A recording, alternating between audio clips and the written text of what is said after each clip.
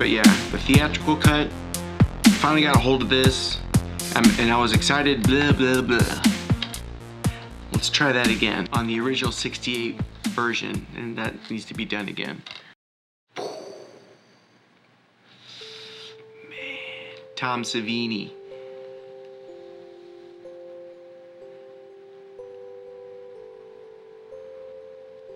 Night of the Living Dead, 1990.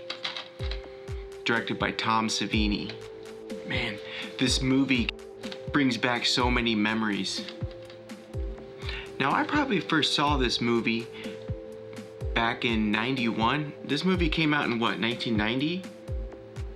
Yeah, I think it was like October of 1990. And I didn't see it in the theater. I was too young for that. So, more than likely, we saw it in 91 on VHS. Now, I had already seen the original at that point. Man, I probably saw that when I was like 7 years old. Too young to watch a zombie movie. That's what I think. I've got 2 kids now. I'm not gonna let them watch a zombie movie until they're a little older. But I think I told you the story in another video of the first time I saw the movie. I remember watching as a kid, like my dad sat me in a chair like this and like strapped my arms down and taped my eyelids open and made me watch this movie. I think I've told that story a few times. It's probably not exactly true, but pretty much how it went. I don't remember seeing a trailer or anything like that. I just remember my dad coming home and he had the VHS, but it wasn't this one, right? This is the DVD. I'm not sure when this one came out. Probably in like 06. I'd love to find that on VHS.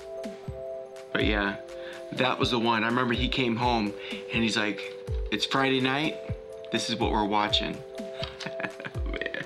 Yeah, directed by Tom Savini. And I remember that name early on. My dad was talking about Tom Savini, and I had not seen any of the other Dead movies. Dawn of the Dead, Day of the Dead, I hadn't seen those, but I remember my dad talking to me about Tom Savini was a special effects guy. He's really good at what he did. As a matter of fact, man, I think I've got a book somewhere. A Tom Savini book. Let me see if I can find it. Oh, I swear that's where it was. Oh, there it is. It was next to my Daniel Johnston poster, which, if you haven't seen this movie, man, this movie blew my mind. Documentary. It probably came out around 06, so 20 years ago. This is awesome. But this is what I'm talking about.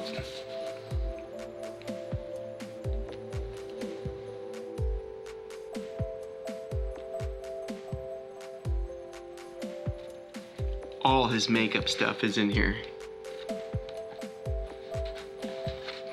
Texas Chainsaw 2.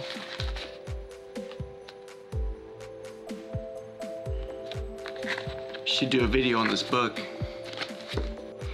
Anyways, it's been a few years since I've seen this movie. Finally got it on DVD. I was excited to watch it on my Sony 36-inch Trinitron. DVDs just look good on that. VHS DVDs. Can't watch Blu-rays on there. Certainly can't watch 4K. Those are for the upstairs TV. But the kids and the wife, you know, they use that one. Now, this is the theatrical cut. The new Blu-ray that came out, I think it came out in like September of 25. That's got the Tom Savini cut, which, man, more gore, more of the stuff he wanted to do. And that was a big issue with this one. Why? One word: producers. So John Russo and Russell Streiner were the producers on this movie. And you'll know Russell Streiner, he played Johnny in the original 68 version. Anyway, so this is Tom Savini's directorial debut, his first film that he's directing. And he was good friends with George Romero. They were buds. George is like a mentor to him, right? Well, George couldn't work with Tom on that movie. He had to go work with, was it Stephen King? To do like a Stephen King movie? What's the name of that one? That one came out around the same time too, I think. I've got that one on Laserdisc. Hold on. George Romero had to go work on this movie. So Tom was all by himself. He didn't have his mentor with him. And so when the producers like push stuff, hey, we need less gore. We need to bring down the rating from like unrated to rated R, because Tom's making super gory stuff. The producers thought it would be too much for the audience. And so Tom was like trying to push back on that. But the producers have power, I guess. I don't know.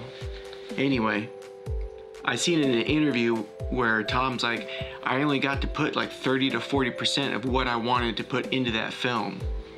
And to be honest, it was a nightmare.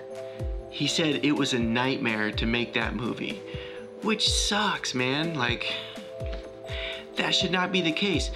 And that movie jaded him so much that he didn't even make a movie for many years. It's crazy. Anyway, I haven't seen the new release, and I'm excited to see the Blu-ray. More gore, you know, more of Tom's vision, which I read somewhere there's a scene where they're in the back of the truck, right? And take the shotgun and blow off the zombie's head. In this cut, like, that's completely cut out.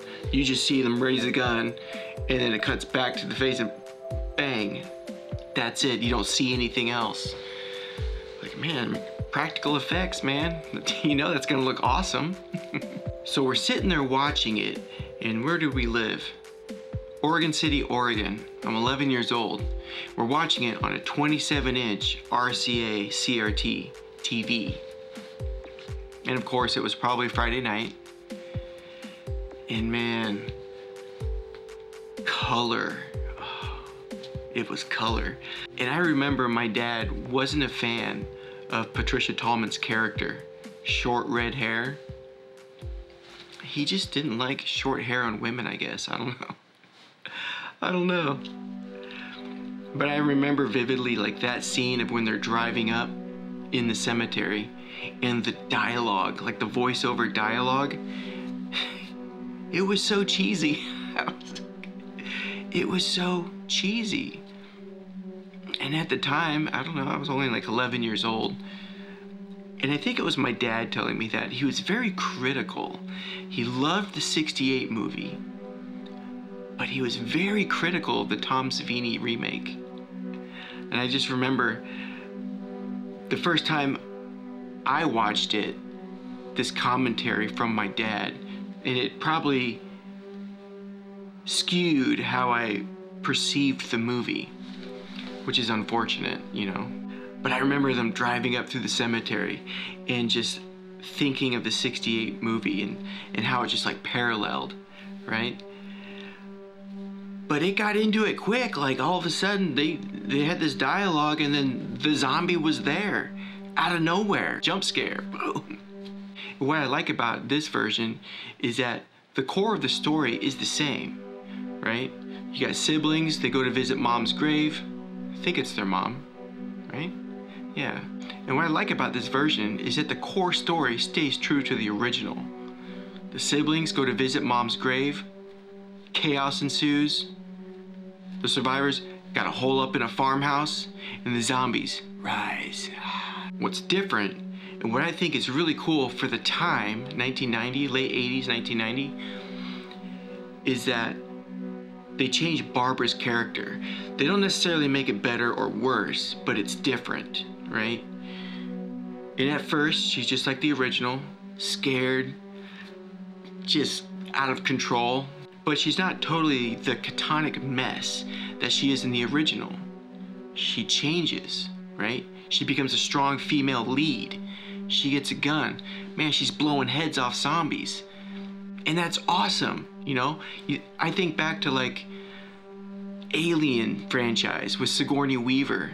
Just a strong female lead kicking ass. And that's what they did in this movie. So awesome. And even Ben. So, who was the guy in the original? Was it Dwayne? Dwayne Jones, is that right? I'm gonna butcher this. And then you got Ben. In the original movie, Dwayne Jones plays Ben. And it was a phenomenal role. He did a great job. And he had just died probably a year or two before this movie was made. He died in '88, I believe. Anyway, they had Tony Todd come in and play this character, Ben. And man, this is before he did Candyman, like all this cool stuff. He's just like a commanding actor. Perfect for the role. The cast was perfectly selected. And Tom Tolles, he plays Cooper. Man, perfect guy for the role. That character, man, what a slime ball. He was like total slime ball in the '68 version and in the '90 version. Both actors perfect for their roles. And it's really similar to the '68 version where there's a lot of dialogue in the farmhouse. And I know Tom didn't want so much dialogue. Like his whole thing was, I'm making a movie, so there should be action, right? Move, we gotta move around. And we're making a movie, doing action, this and that, special effects, yes. And instead the producers, we need more dialogue. And so, you know, it kind of felt claustrophobic. Maybe that's good effect for the film, I don't know. It moves along really good. There's solid pacing. There's good tension building. It's perfect for that movie. The zombies, man, the zombies were great. Totally different than what you would see in The Walking Dead many years later, right? The zombies in this movie are very much like the ones from '68, but in color, right? And they're different than Dawn of the Dead and Day of the Dead, where there's super like bluish green makeup. It's not like that. They look like dead people, man. And the way they move, man, slow. It's just like the original version, colorized. They even got the naked girl going up to the house. Just saying. Yeah, there's something about seeing those zombies like just shambling around in daylight in full color. And that's the other part of the film, like the lighting. The lighting was great. I loved the lighting in this movie. Like you got the first part of the movie where they're coming in the Mercedes to the cemetery, and that's like almost golden hour light, right? Nice, kind of an orange hue. And then as the sun sets, you know, you got moonrise, and so they're using lights. And it's, I don't want to say it's like cheesy, because man, I love that stuff. But you can see where they push like, oh, there's a moon, we're gonna have a light here, but then there's also like another source. You know, it's like, how many moons are there? But it totally works. And like even inside the farmhouse, where, you know, they'll have a lamp, and where the camera's at, they'll add light to kind of push that light in. It's great. There's always a cool like rim light effect in every scene. It's awesome. The best part of the movie is the ending.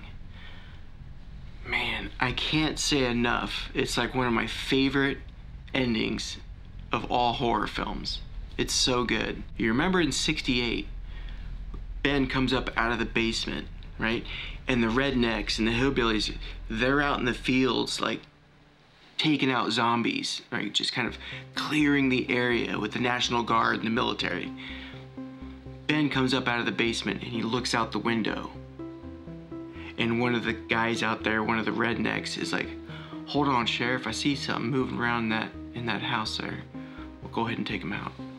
Anyway, And then the hero dies from another human being, like kills him. I remember as a kid, I was so sad. Well, this one's different, right? And I don't care about spoilers. Spoiler alert, whatever. The slime ball, Harry Cooper, comes down from upstairs and sees Barbara in the house. And this is, you got the rednecks have already like cleared the area and they're going inside the house and they're taking a chainsaw to the basement, right?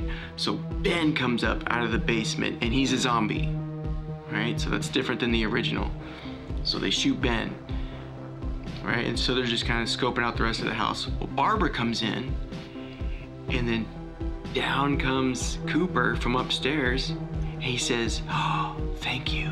You came back to save me." And Barbara's like, "Oh, hell no." She takes a pistol, bam, and just shoots him right between the eyes.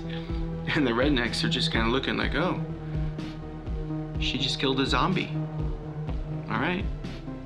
And she says that classic line that the sheriff said in the original. "There's another one for the fire." Oh, that hit so hard, man. That was so awesome. I just remember seeing that, like, it's not exactly like the original. It's a little different. And it totally works. It's perfect.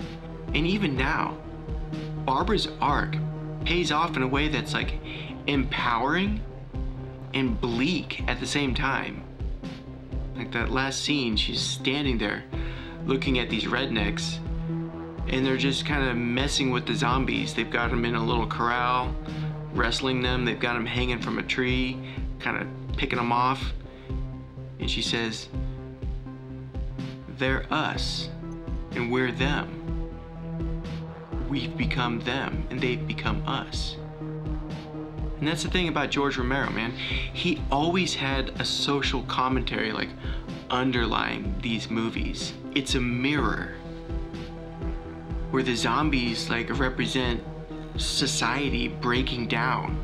You got Ben, who's like trying to lead during like all this panic, and he's like a strong, competent leader. And all around him is like white people just panicking and breaking down with total incompetence, only to just have that ending. Like, man, they kill him off. Like, dude.